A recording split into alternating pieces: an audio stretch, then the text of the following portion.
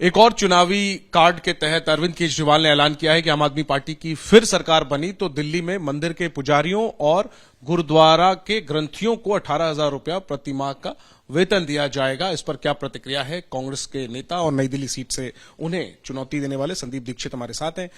ये जो नया ऐलान किया गया है अरविंद केजरीवाल के द्वारा पुजारियों और ग्रंथियों को टारगेट करके, इसको आप कैसे? ये तो राजनीतिक स्टंट है, क्योंकि तो सरकार पहले दे देती। भाई बहुत से राज्य हैं जहां पुजारियों को या अलग अलग तरीके की जिस धार्मिक जो पूजा पाठ करते हैं, कहीं ग्रंथियों को किसी को तनख्वाह दी जाती है। तो आपने पहले से क्यों नहीं किया? ये अरविंद केजरीवाल को चुनाव के 15 दिन पहले सब क्यों याद आ रहा है? भाई एक जमाना था जब अगर चुनाव के पहले कोई भी स्कीम अनाउंस हो तो अपने आप लोग कहते थे कि ये केवल शगुफा है, हमको बेवकूफ बनाने वाली बात है। एक और चीज मैं पूछना चाहता हूं कि अभी कुछ समय पहले आपने देखा होगा कुछ ये वक्फ बोर्ड के जो मौलवी हैं जिनको तनख्वाह मिलती है वो गए थे सरकार के पास। वही सवाल था। आज भी वक्फ बोर्ड के मौलवी लोग हैं, उनका कहना है कि कई महीनों से उन्हें वेतन नहीं मिला, उनकी मुलाकात तक नहीं हो पा रही मुख्यमंत्री। देखिए, और ये तो तब जब ये स्कीम है वक्फ बोर्ड के मौलवियों को, कुछ वक्फ बोर्ड के आइडेंटिफाइड मौलवियों को जो स्कूलों में पढ़ाते हैं, आइडेंटिफाइड स्कूल में ऐसा कुछ सिस्टम है, वो तो सरकार की स्कीम है। तो आपकी जो स्कीम है उसके अंदर तो आप तनख्वाह दे नहीं पा रहे हो, तो आगे कौन सी देने की बात कर रहे हो? केजरीवाल की दिक्कत ये है कि जो काम करना चाहिए, जिसके लिए वो अभी ऑलरेडी कटिबद्ध है करने के लिए, वो तो कर नहीं पा रहे हैं। दुनिया भर के प्रॉमिस करते फिर रहे हैं, सिर्फ इसलिए क्योंकि इनको मालूम है कि अब इनकी बहुत हालत खराब हो चुकी है।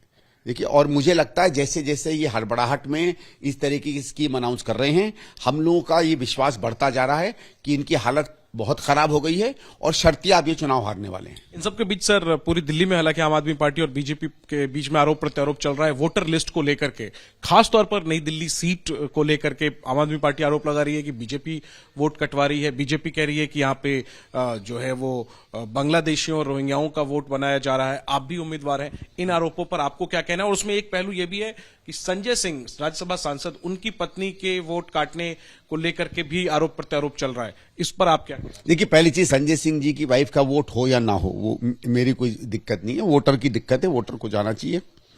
देखिए, ये एक आज से नहीं बहुत पुरानी प्रक्रिया है जिसमें राजनीतिक कार्यकर्ता वोटर लिस्ट चेक करते हैं, समय समय पर चेक करते हैं। अब आम आदमी पार्टी के पास कार्यकर्ता नहीं बचा और वो वोटर लिस्ट नहीं चेक करवा रहा है और कोई और पार्टी चेक करवा रही है, तो ये तो आम आदमी पार्टी की दिक्कत है। आम आदमी पार्टी हमेशा से, इनका जमीन पे कोई प्रेजेंस नहीं है, इनके कोई कार्यकर्ता नहीं है, तभी लोगों के काम नहीं होते हैं। मेरा ये था कि आपको अगर लग रहा है कि गलत नाम आए हैं या कटे हैं तो इलेक्शन कमीशन लेके जाओ। दिल्ली में सरकार तो आपकी है, इलेक्शन कमीशन के अधिकारी तो आपके हैं। देखिए, मेरा नाम अभी यहां अनाउंस हुआ है, हमको भी अभी लिस्टें मिलेंगी, हमारे कार्यकर्ता भी चेक करेंगे। हमको अगर लगेगा कि कुछ ऐसे लोग हैं जिनका नाम कट गया है गलती से, या बहुत से ऐसे वोटर आ गए हैं जिनका नाम नहीं होना चाहिए था, हम भी इलेक्शन कमीशन में उसको लेकर जाएंगे।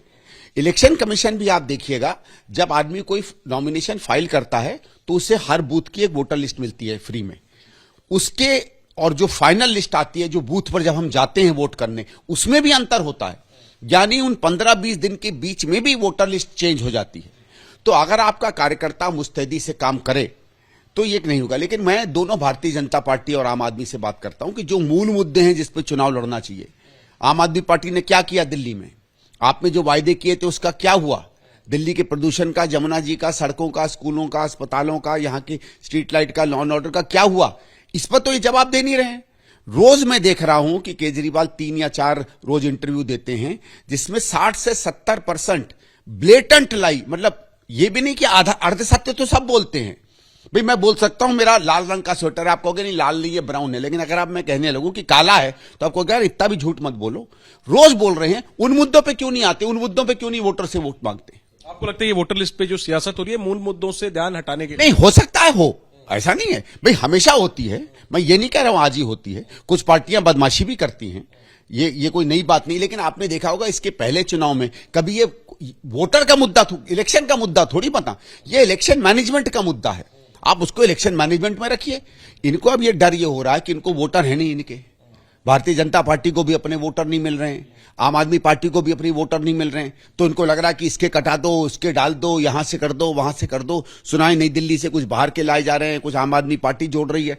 जब आपको वोटर में ही कॉन्फिडेंस नहीं होता है, एक होता है कि हम अपने वोटर का रजिस्टर करवा लें, अगर कट गया है, गलत आ गए हैं तो उसको चेक करें, वो भी काम है। आप भी तो उम्मीदवार है, आप भी तो देख रहे होंगे, ये जो आरोप लग रहे हैं उसमें तथ्य है क्या? साहब मेरे तो कार्यकर्ताओं का जो फीडबैक है उसमें है, कुछ जगहों पे है इशू, लेकिन हम उसको ये इशू थोड़ी बनाएंगे। भाई आप अपना काम करिए, आप फॉर्म्स भरिए, काटने के लिए एप्लीकेशन दीजिए, जोड़ने के लिए एप्लीकेशन दीजिए। अगर आपके पास जमीन पे जेन्युइन कार्यकर्ता ही नहीं है तो ये काम कैसे होगा? शुक्रिया संदीप जी बात करने के लिए। कैमरा पर्सन निखिल रस्तोगी के साथ Jainendra, ABP news, Delhi. For exclusive and insightful videos, subscribe to our new channel ABP Live Premium.